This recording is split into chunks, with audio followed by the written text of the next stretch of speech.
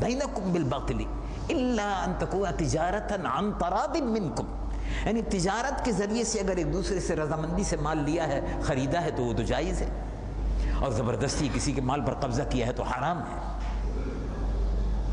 گولی دکھا کر کسی کا مال چھین لیا ہے تو حرام ہے۔ اب آئے دن لوگ گاڑیاں چھین رہے ہیں، یہ چھین رہے ہیں، موٹر سائیکل چھین رہے ہیں، کاریں چھین رہے ہیں، پیسہ چھین رہے ہیں، عورتیں جا رہی ہیں ان کے پرس چھین رہے ہیں، لوگوں کے گھروں میں گھس کر بندوق دکھا کر، کلاشنکوف دکھا کر مال لوٹ رہے ہیں، یہ حرام ہے۔ یہ ڈاکہ زنی، چوری، کسی مسلمان کا مسلمان کے مال پر کیا، غیر مسلم کے مال پر بھی قبضہ کرنا، اس طرح سے چھیننا اس طرح سے حرام ہے، اور وہ آمدنی حرام ہے۔ اب اس کا حساب تو قیامت کے دن دینا ہوگا ناجائز طریقے سے۔ یا ایھا الذین آمنوا، اے ایمان والو، لا تأکلوا اموالکم بینکم بالباطل، ایک دوسرے کا مال جھوٹ سے، جبر سے ایک دوسرے کا مال مت کھاؤ۔ ڈاکے کا مال حرام ہے، چوری کا مال حرام ہے، دھوکہ دہی کا مال حرام ہے، جھوٹ بول کر جو کمایا وہ حرام ہے۔ اللہ رب العالمین کے واضح احکامات قرآن اور حدیث میں موجود ہیں۔ اب اگر کوئی عمل نہ کرے تو وہ خود اپنی عاقبت کا ذمہ دار ہے، سب کو اپنی اپنی قبروں میں جانا ہے، لیکن بہرحال ظاہر ہے قرآنی احکامات کا بیان کرنا یہ علماء کی اور ائمہ مساجد اور خطباء کی ذمہ داری ہے۔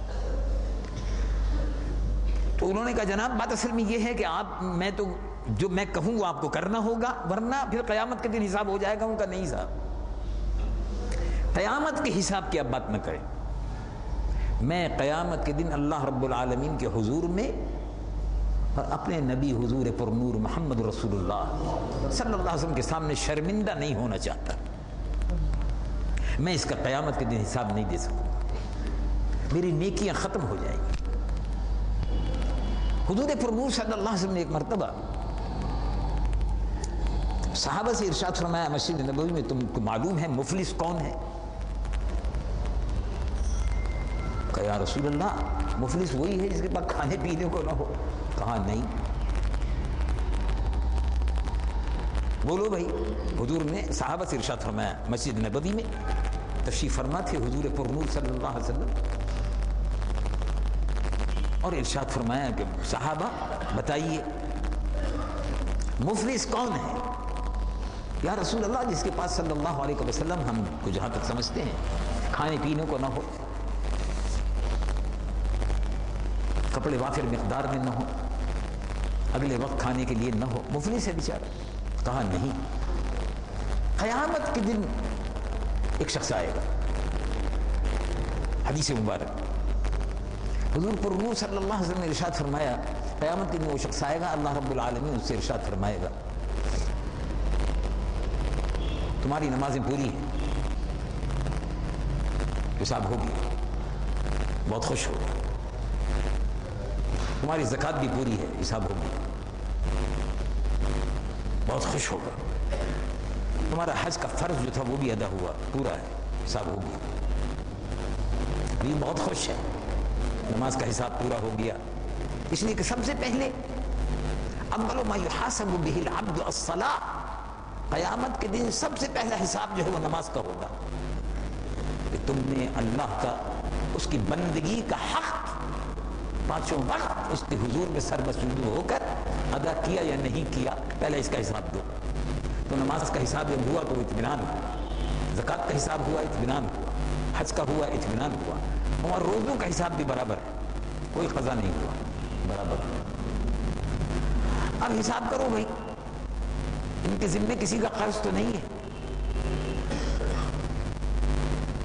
تو نماز کا حساب پورا ہو گیا، یہ بہت خوش، زکوٰۃ پوری ہو گئی، بہت خوش۔ حضور پر نور صلی اللہ علیہ وسلم ارشاد فرماتے ہو بندہ قیامت کے دن بڑا خوش ہوگا کہ سبحان اللہ میری نمازیں پوری، زکوٰۃ پوری، حج پورا، روزے بھی پورے۔ اب جو حساب شروع ہوا ان سب حساب کرو، ان کے ذمے کوئی قرض تو نہیں ہے، معلوم ہوا قرض ہے۔ اچھا کتنا قرض ہے؟ ان کا اتنا قرض ہے، بلاؤ گے قرض خواہ کو، قرض وغیرہ کا حساب و کتاب جو ہوا تو 1 روپے کے بدلے میں 80 برس کی نمازیں چلی گئی. یہاں کو نہیں بات تھا ابھی تو چلی گئی. نمازیں 80 برس کی آپ کی پوری نہیں تھی, آپ کی عمر ہی کل 60 برس کی تھی. ابھی 20 برس کا حساب اور باقی. مطلب یہ کہ 1 روپے کے عوض زیادہ سے زیادہ 1 روپیہ, 1 روپے کے عوض میں 80 برس کی نمازیں چلی گئیں.